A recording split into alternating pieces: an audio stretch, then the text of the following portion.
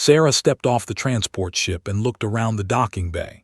Station was much bigger than she had expected. The walls stretched high above her head, and creatures she had never seen before walked past carrying bags and equipment.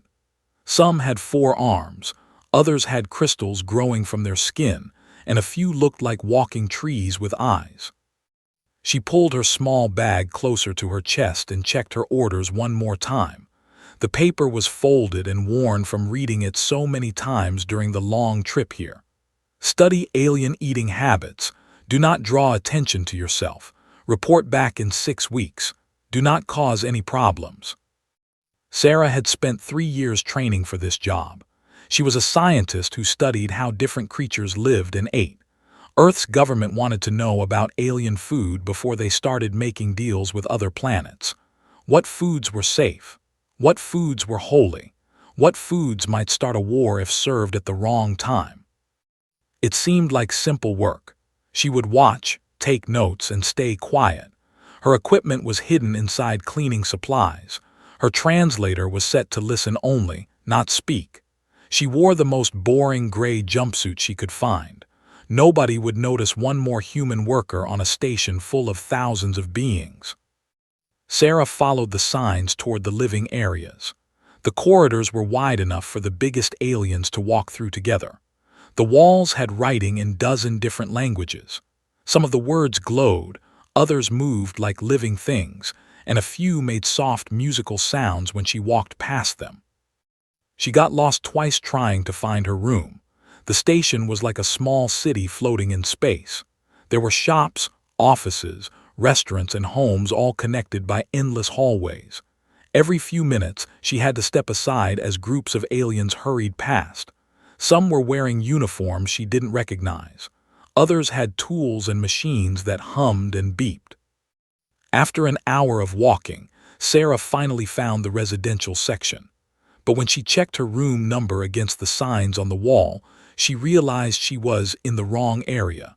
The numbers here were much higher than what was written on her card. She turned around and started walking back the way she came. The corridors all looked the same now. Gray walls, bright lights, and strange smells that her nose couldn't identify. Was that the smell of alien food, or alien bodies, or alien cleaning chemicals? Everything was new and confusing. Sarah found a service elevator and pressed the button for a lower floor. Maybe her room was down there. The elevator moved sideways instead of up and down, which surprised her. Through the small window, she could see more corridors and rooms. Some aliens were working late, their lights still on in their offices. When the elevator stopped, Sarah stepped out into what looked like a back area of the station. There were pipes running along the ceiling and bigger, louder machines humming behind metal doors. The lighting was dimmer here, and fewer aliens were walking around. She checked her map again, but it was hard to read in the low light. The translator in her ear was picking up conversations from somewhere nearby, but she couldn't tell which direction they were coming from. Something about shift change and new worker and late again.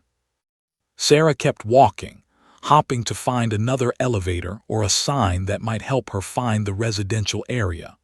The corridors here were narrower than the main sections of the station.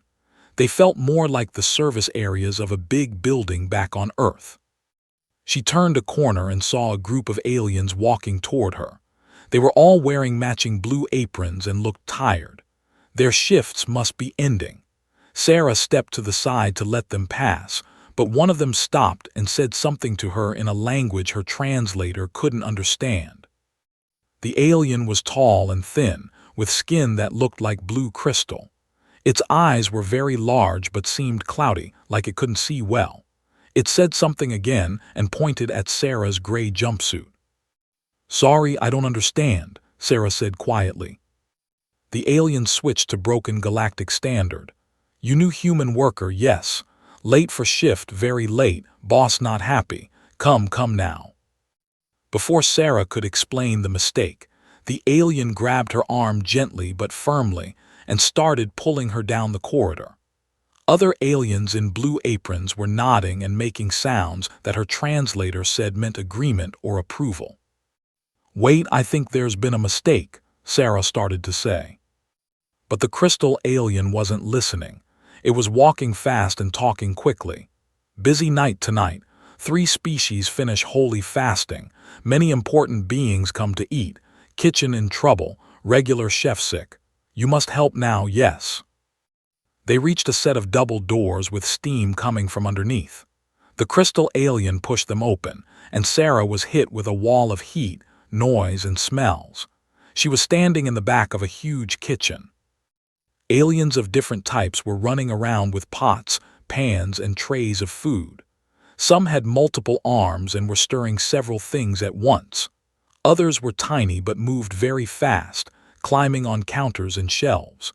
A few were floating in the air, carrying ingredients from high shelves down to the cooking areas. The crystal alien handed Sarah a blue apron that was much too big for her. "Put on, put on. Night shift starting soon. Many hungry beings wait for food." Sarah looked around the chaotic kitchen and realized she was in serious trouble. Her mission was to stay invisible and observe quietly. Instead, she was about to be put to work in the busiest kitchen on the station during what sounded like a very important night for eating.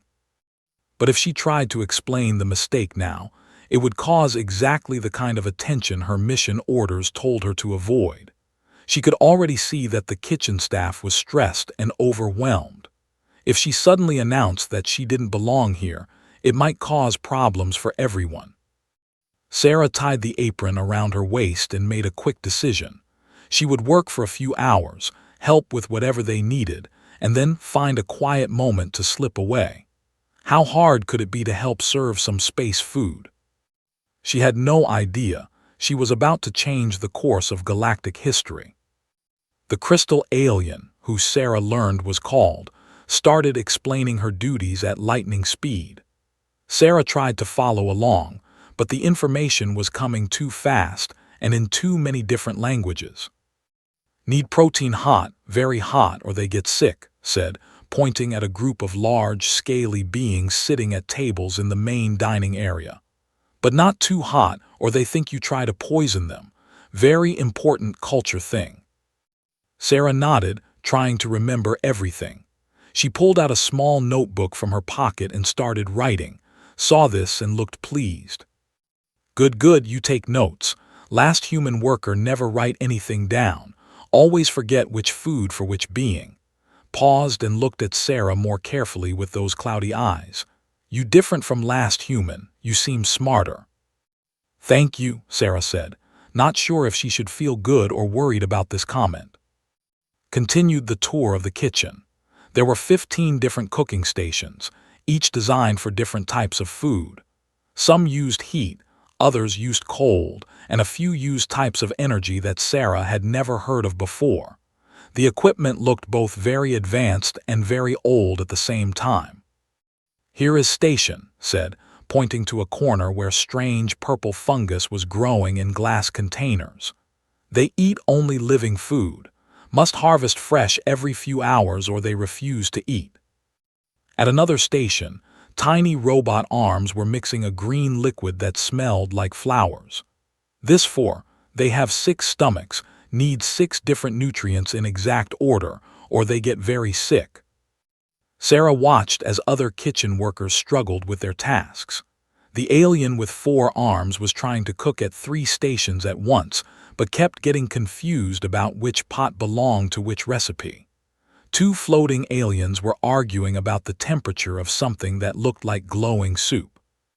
"Where is the regular chef?" Sarah asked. Made a sad sound. "Chef sick with scale fever. Very bad for. Doctors say he need 10 days rest, maybe more. Kitchen must work without him, but nobody know all his recipes." Sarah began to understand why everyone seemed so stressed. This wasn't just a regular dinner service. She looked out through the serving window and saw the dining area filling up with aliens. Many of them were wearing what looked like formal clothes or religious symbols. She said carefully, "What's special about tonight?" "Oh, you not know. 3 different species end holy fasting today. Finish their month of eating only roots. complete their spirit journey where they eat only sacred fungus, and monks break their silence fast with first real meal in 40 days. Sarah felt her stomach drop. This wasn't just dinner service. This was a religiously important meal for 3 different species, and she was supposed to help prepare it. Her xenobiology training had covered some alien religions, but she had never studied food practices in detail. "What happens if we get the food wrong?" she asked. Crystal's skin seemed to dim. "Bad things, very bad things. Think bad food means you curse their family.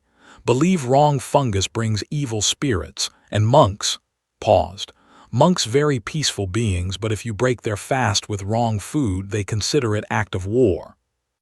The kitchen suddenly felt much hotter and more dangerous. Sarah realized that her simple plan to help for a few hours might be putting the entire station at risk. But it was too late to back out now. The dining room was full, and aliens were already looking toward the kitchen, waiting for their food.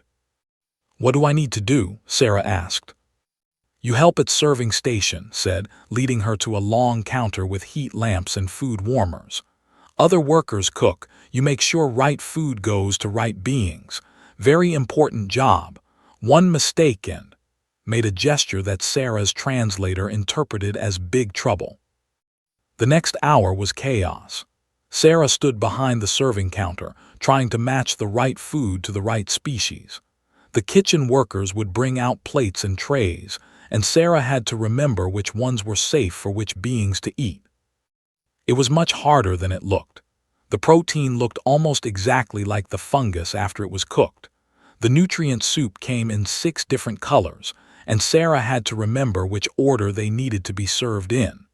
The ceremonial grain was supposed to be blessed with specific words before serving, but Sarah didn't know the language. She made her first mistake within 20 minutes.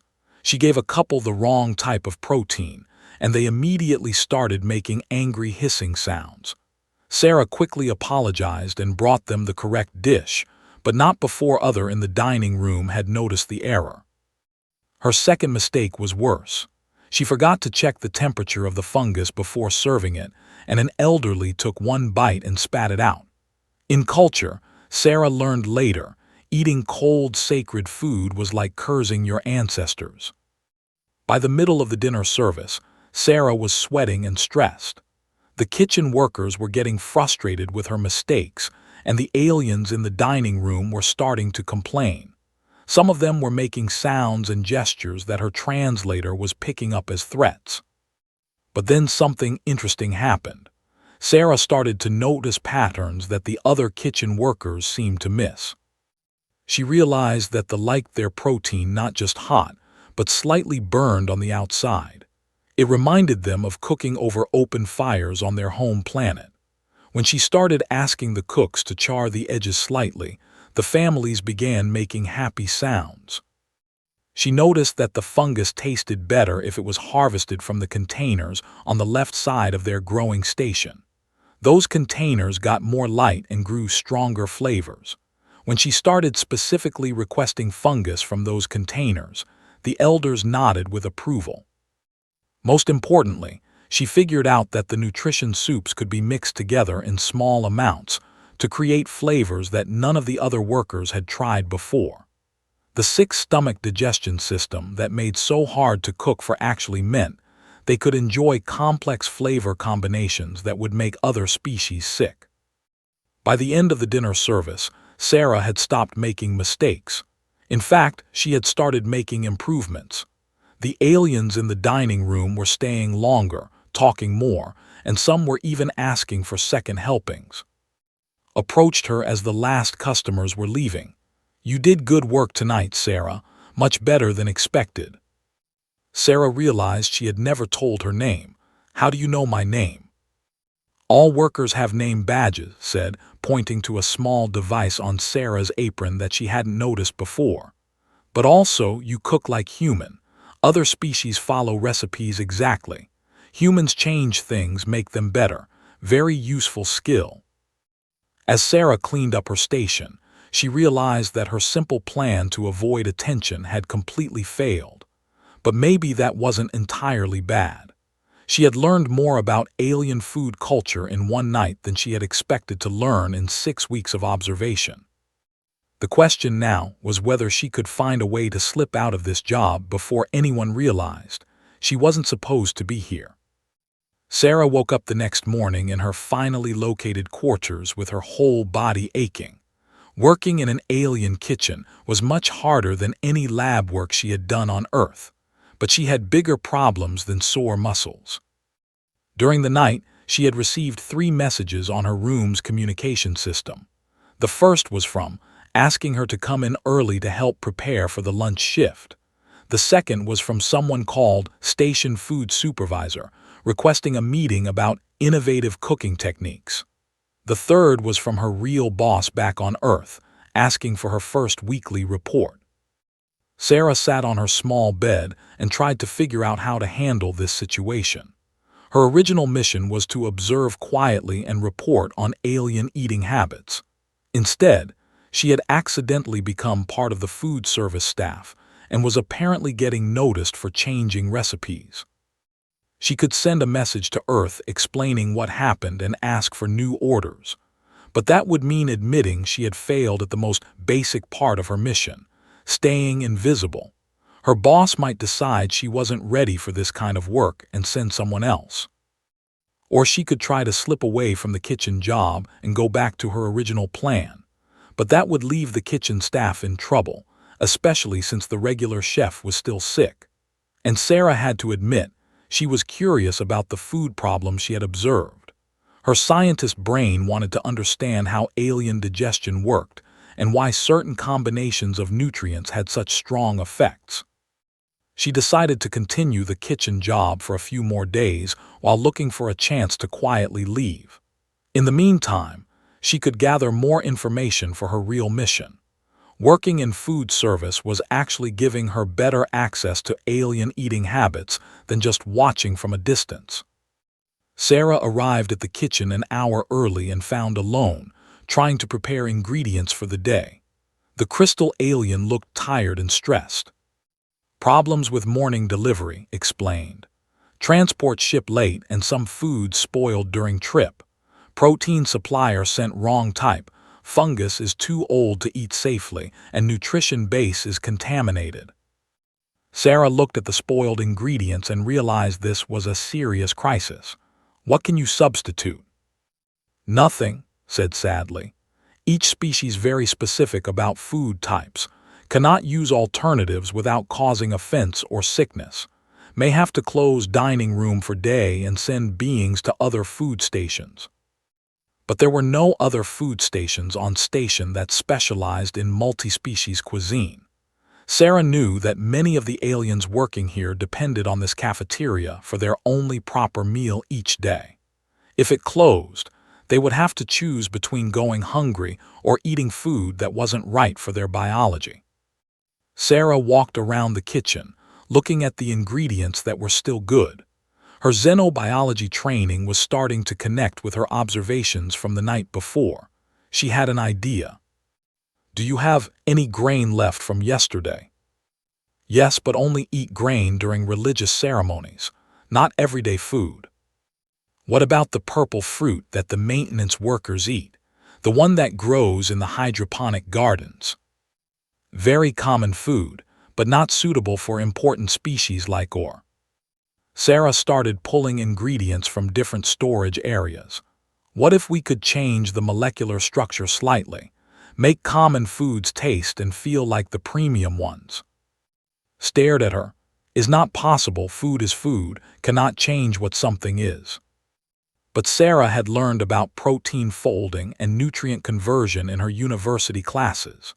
She knew that small changes in temperature, pH levels, and preparation methods could dramatically change how food was absorbed and processed by living beings. Can I try an experiment? Sarah asked. For the next 2 hours, Sarah worked with equipment and ingredients in ways that made very nervous. She used the fermentation chambers to break down the grain into amino acid chains. She discovered that when processed through the growing containers, developed the same probiotic bacteria as their expensive sacred fungus. Most importantly, she figured out how to use human cooking techniques that apparently didn't exist in galactic cuisine. She learned that reduction, cooking liquids down to concentrate flavors, was unknown to most alien species. Same with emulsification, combining oil and water-based ingredients into smooth sauces. When she served the first test plate too, the crystal alien was skeptical. But after the first bite, skin began to glow brighter. "How you do this? Tastes like expensive protein, but I watch you make from grain and fruit." "Human cooking methods," Sarah said. "We've been experimenting with food for thousands of years. We learned to make cheap ingredients taste like expensive ones because we didn't always have access to the best food." Word spread quickly through the kitchen as the other workers tasted Sarah's experimental dishes. The four-armed alien, whose name was, tried the modified and declared it better than imported fungus. The floating workers were amazed by the texture Sarah had created using emulsification techniques. When the dining room opened for lunch, Sarah was nervous. Would the customers notice that they were eating substitutes? Would anyone be offended by the changes she had made? The opposite happened. Not only did no one complain, but aliens started asking for seconds. Then they started asking what was different about the food. Some said it tasted better than usual. Others said it was easier to digest. A few mentioned that the flavors reminded them of traditional foods from their home planets. By the end of lunch service, there was a small crowd of aliens waiting to talk to the kitchen staff. They wanted to know about the recipes, the preparation methods, and whether these new dishes would be available regularly. Sarah overheard conversations that her translator was picking up from the dining room. Trade negotiators were discussing the meal and how it had put them in better moods for their afternoon meetings. Station researchers were talking about how much more energy they felt after eating lunch. Even the security guards were joking that they might actually look forward to their meal breaks now. But Sarah also noticed some concerning changes. 3 different aliens had taken pictures of their food. 2 had asked specifically to speak to whoever is responsible for the new cooking methods. And 1 well-dressed being had made a phone call that included the words culinary discovery and commercial potential. As Sarah cleaned up her station, she realized that her attempts to stay invisible were failing spectacularly. Instead of quietly observing alien food culture, she was changing it. The question was whether this was going to help her mission or destroy it completely. Approached her as the kitchen was closing. "Sarah, station food supervisor wants to meet you tomorrow. Says he heard interesting reports about your work." Sarah's heart sank. A meeting with supervisors was exactly the kind of attention she was supposed to avoid, but she was also curious about what the supervisor wanted. Her scientist brain was excited about the food chemistry discoveries she was making. "What kind of meeting?" she asked. "Don't know," said, but word spreading fast about human cooking methods. Some beings very interested. Maybe you become famous chef instead of regular kitchen worker. As Sarah walked back to her quarters, she realized that she had reached a point where she couldn't turn back. Tomorrow's meeting would determine whether her accidental career in alien food service would end quietly or explode into exactly the kind of diplomatic incident her mission orders had warned her to avoid. The meeting with station food supervisor was scheduled for early morning, before the breakfast shift started.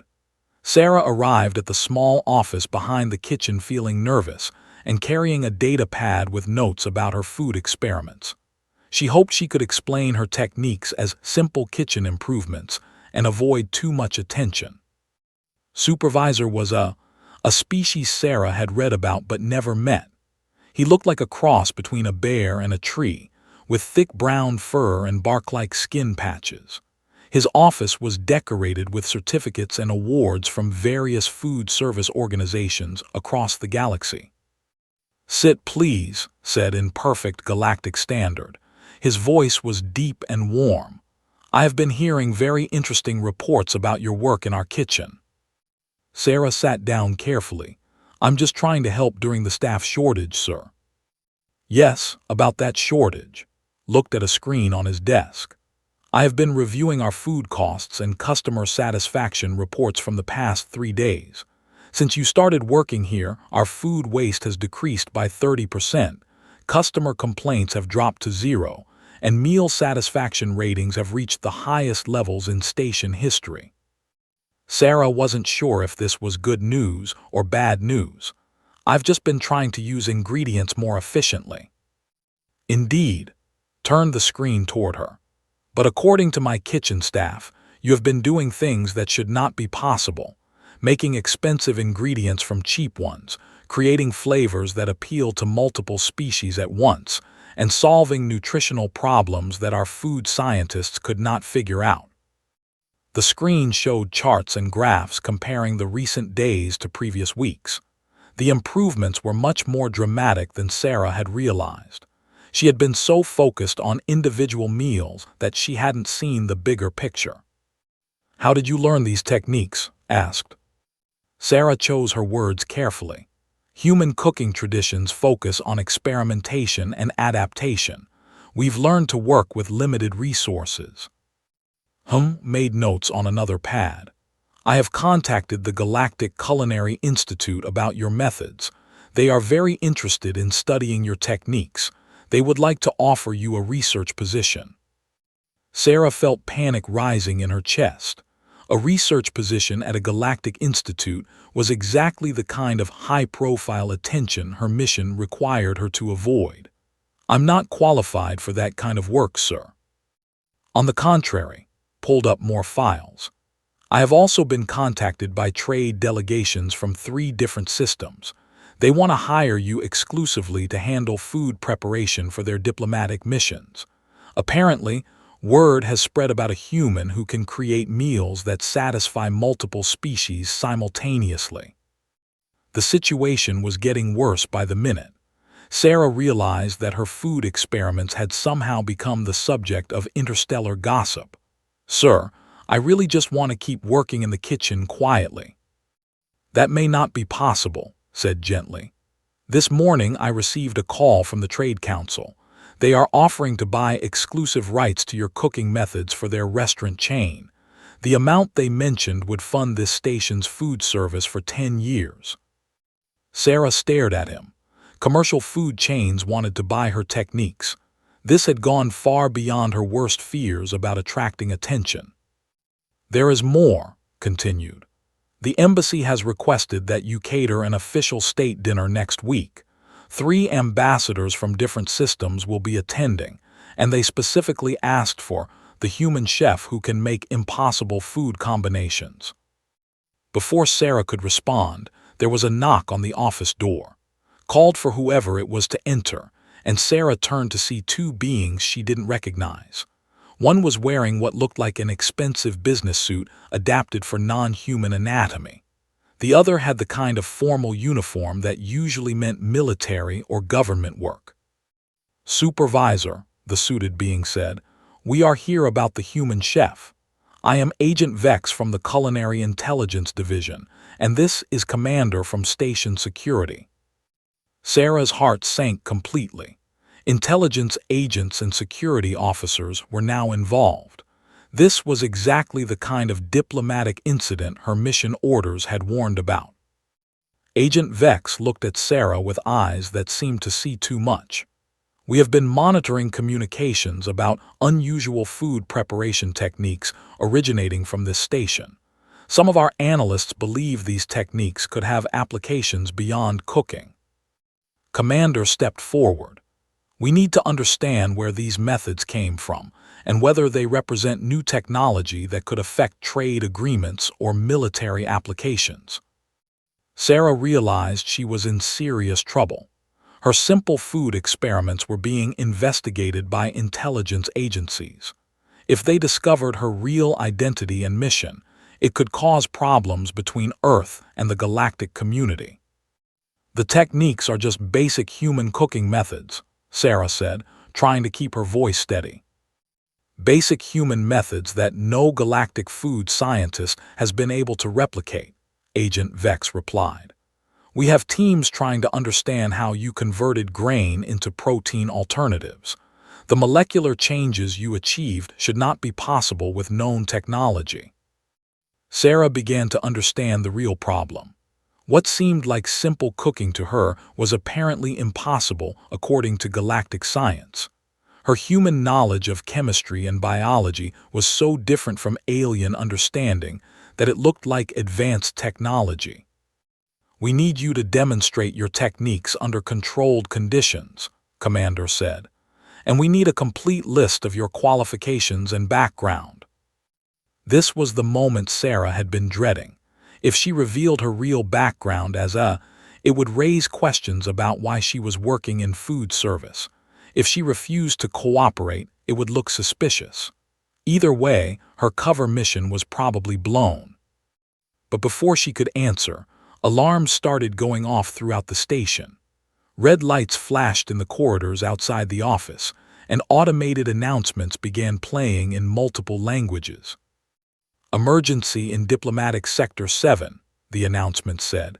Medical teams respond immediately. All non-essential personnel remain in current locations. Commander activated his communication device. What's the situation? Food poisoning incident at the Galactic Trade Summit, came the reply.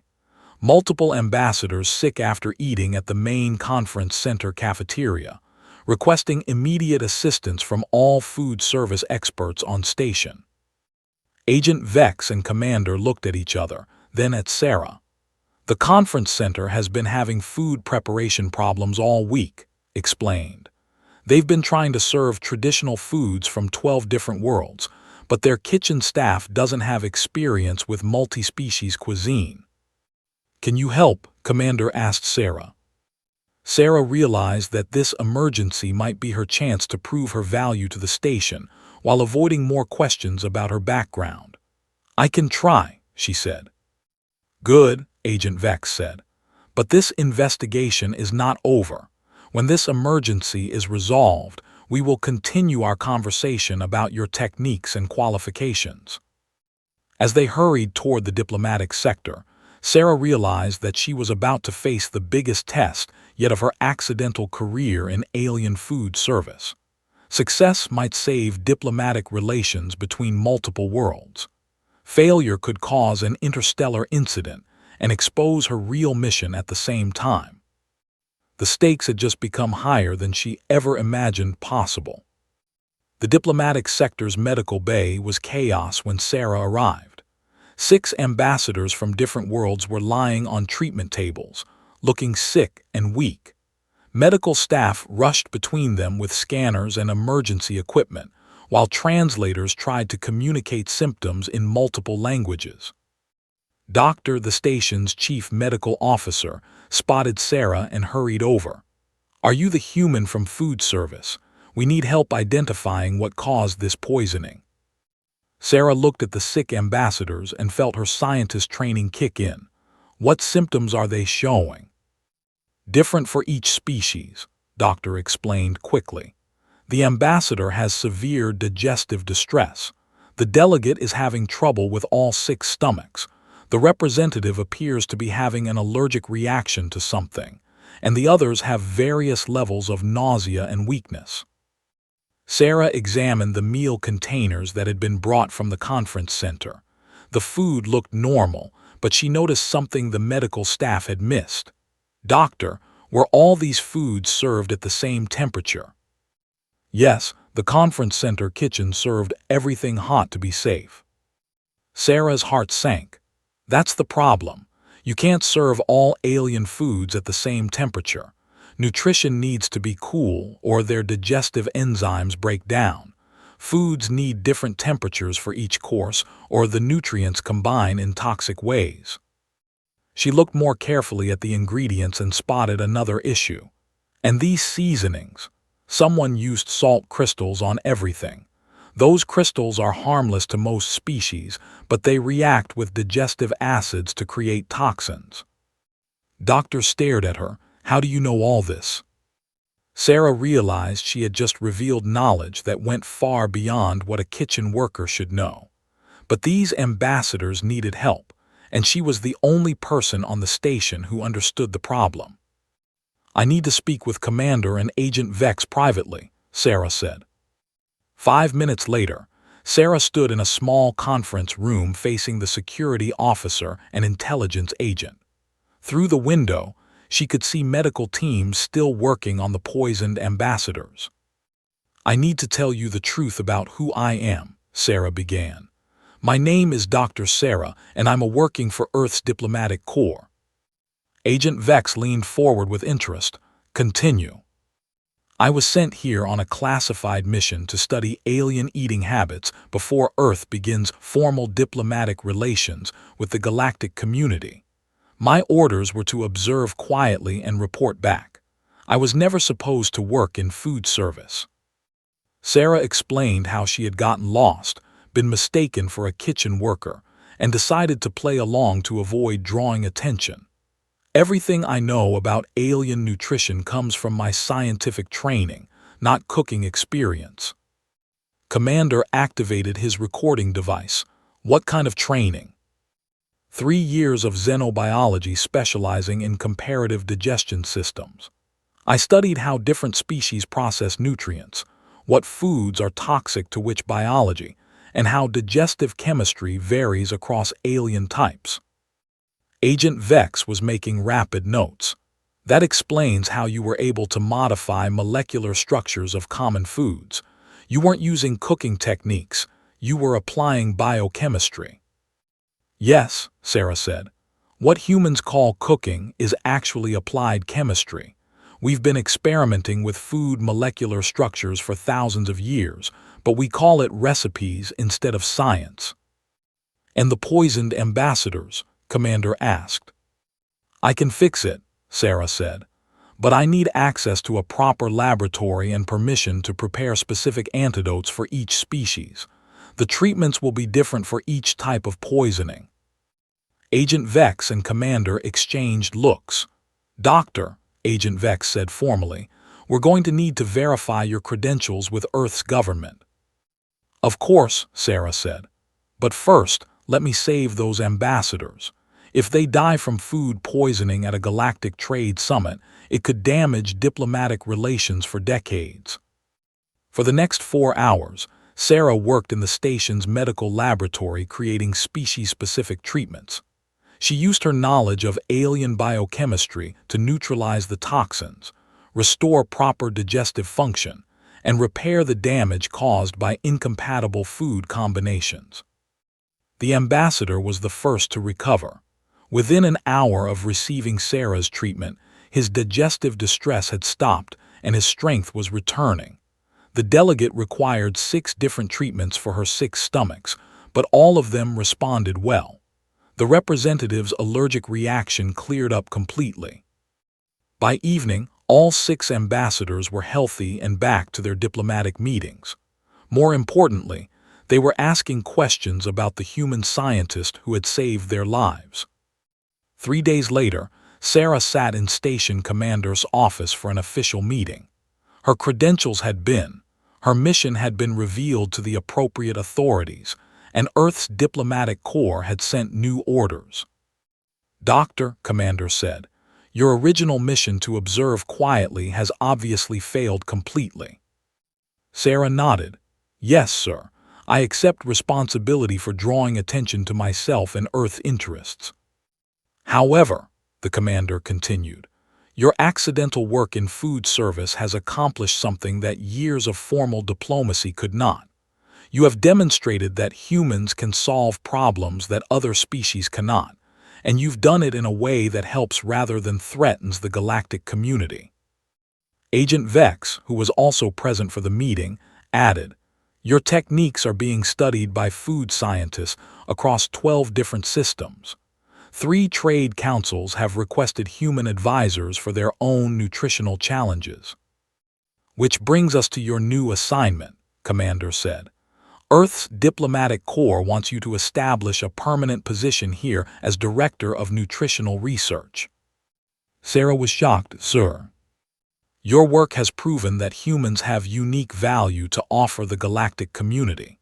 But instead of showing this through military power or technological superiority, you've demonstrated it through empathy, creativity, and practical problem-solving. Commander handed her a formal document.